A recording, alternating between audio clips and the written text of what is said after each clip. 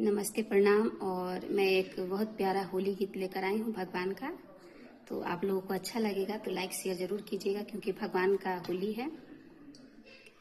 रघुबर के